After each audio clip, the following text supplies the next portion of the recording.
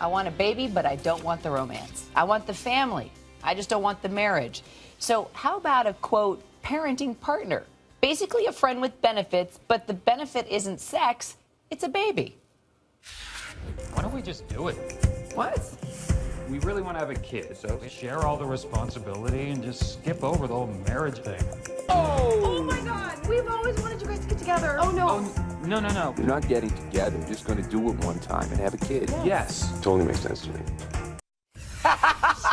Oh, I love how David, Eric, and Heidi Sadowski reacted to that clip. Don't worry, we don't have to talk about doing it, okay? But we are going to talk about you guys co-parenting in just a second. But it's called Family by Design, by the way, is the name of this website. And Darren Spadali, you actually are the one that created this website to connect folks to have a family. You say it's a growing trend. Why do they come to you? What exactly is it that your clients want?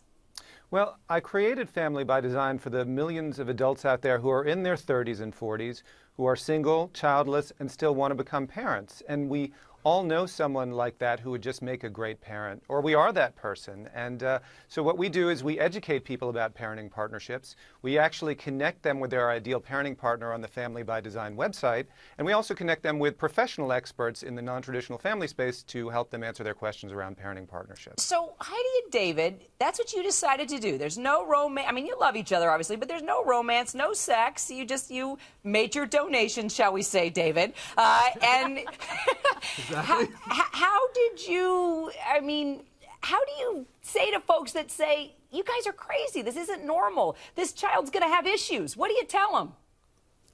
What we tell them is we're raising him just like any people involved in a romantic relationship are raising them. We love him, we care for him, we're giving him what he needs as a child. We're just not married. He has what we're calling a binuclear household. He has 2 homes.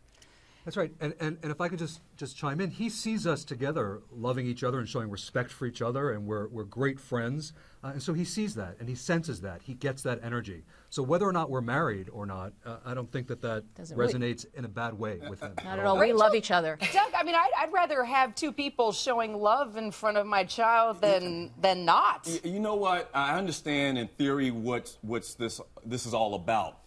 But I think you got to be very careful when you start chipping away at the fundamentals of our society, the ethics and the morality of why marriage is what it is and why being loved is what it is. This has been around since the beginning of time, and to kind of alter away from that seems kind of risky to me. But who are we to judge David and Heidi and the love they're showing their child? I mean, you guys weigh in. We love each other. We have a 20-year history together, which is a lot more than a lot of married couples have. And everything and all of our decisions that we make have Nate's best interest in heart. Nate, by the way, is 2.5. Rachel, what do you think? Yes. I think, I'd be concerned for the child.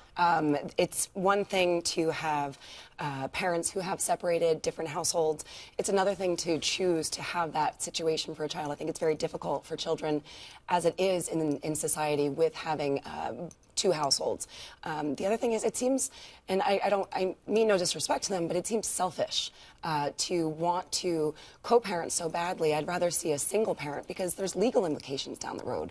David's shaking his head. Go ahead, David. That just makes my blood boil. I take issue with that. Heidi and I love each other. We respect each other. Why is this any different than a couple that, through a romantic interlude, conceives a child and then suddenly gets divorced? We entered into this knowingly. We thought it out. We've fleshed out all of the issues that we've done, that there are so far. Just give us a final thought about your son, how he's doing, and your message to folks that, may think this is, not a really great idea. How is Nate doing? He is happy. He is smart. He is well-adjusted, I guess as well-adjusted as any 2.5-year-old can be. He sees his parents united, united as parents, united as a couple that love him. As a team, and we work together in concert with each other, and he sees this. He sees this. He sees a partnership. And let me ask you, David, do you want to find love? Heidi, do you want to find love? Do you hope to marry somebody at some point?